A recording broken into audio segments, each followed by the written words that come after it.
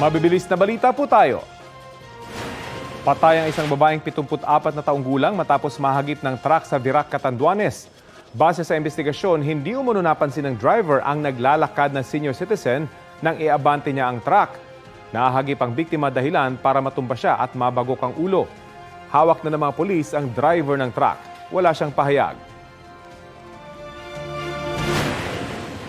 Isang batang 9 na taong gulang naman sa Mlangco, Tabato ang namatay rin matapos mabagsakan ng steel gate.